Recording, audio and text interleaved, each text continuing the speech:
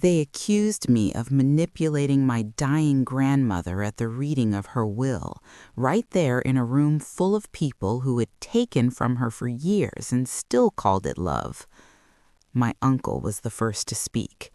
He didn't raise his voice. He didn't have to. "She was always here," he said calmly, nodding toward me like he was pointing out a stain on the carpet. "Always helping, always involved. That kind of access changes people." The word hung in the air. Access. My mother didn't defend me. She stared straight ahead, lips pressed tight, like staying silent made her innocent. The lawyer paused, fingers resting on the folder, waiting for me to break. We were seated in my grandmother Eleanor's formal dining room, the one she only used for holidays and serious conversations. Crystal chandelier, heavy oak table, chairs that made you sit up straight whether you wanted to or not. Outside, rain tapped softly against the tall windows. Inside, everyone was dressed in black, but not for grief, for strategy. My cousin Lila sat across from me, arms crossed, eyes sharp. She had flown in 2 days earlier, posting selfies about family time while staying at a luxury hotel my grandmother paid for without knowing. My uncle cleared his throat again. "Let's be honest," he said calmly. "Mom was confused toward the end, lonely, vulnerable." There it was, the setup. "And Emily," he continued, finally saying my name, "was the one whispering in her ear." My chest tightened. I had taken care of my grandmother for 3 years. I moved into her house when she stopped driving. I managed her medications. I sat with her through nights when the pain made her afraid to sleep. But in that room, none of that mattered, because care looks a lot like control when money is involved. The lawyer, Miss Hartman, adjusted her glasses. "Before we continue," she said evenly, "Mrs. Whitmore requested that something be made clear." Lila scoffed. Oh, God, she always loved her little speeches. Miss Hartman didn't react. "She asks that I remind you," she continued, "that truth does not need volume." My grandmother's words. I swallowed. The reading began. Small amounts went first. To my uncle, a fixed sum and her vacation condo to be sold within 2 years.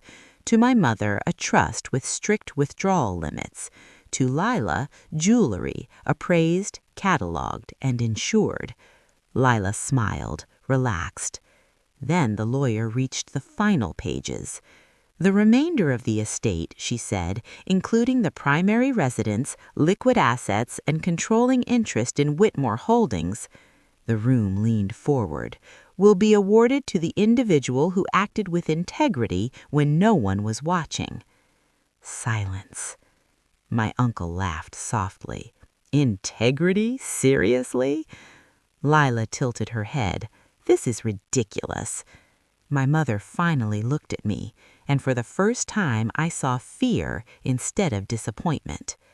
My uncle stood. "Before you go any further," he said, "we need to address something." He turned to the lawyer. "My niece manipulated my mother. She isolated her, controlled her access. We believe undue influence occurred." Lila nodded instantly. "She had passwords, accounts, private conversations. We were shut out." My hands shook under the table. "That's not true," I said quietly. Lila smiled. "See? Defensive." The room shifted, subtle, dangerous, the kind of shift where a narrative locks into place. My mother whispered, "Emily, if you did something wrong, now is the time." Wrong, like love was a crime. Miss Hartman raised one hand. "Your grandmother anticipated this." The words landed hard. She reached into her briefcase and pulled out a tablet, connecting it to the mounted screen at the end of the room. "What is that?" my uncle snapped. "Documentation," she replied. The first video played. It showed my grandmother sitting in her living room, angle slightly low. She looked tired, but alert. If you're watching this, it means my family is doing what they always do when money appears. Lila's smile vanished. My uncle stiffened.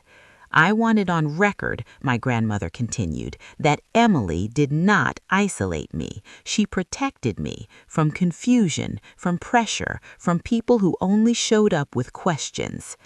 The next clip played.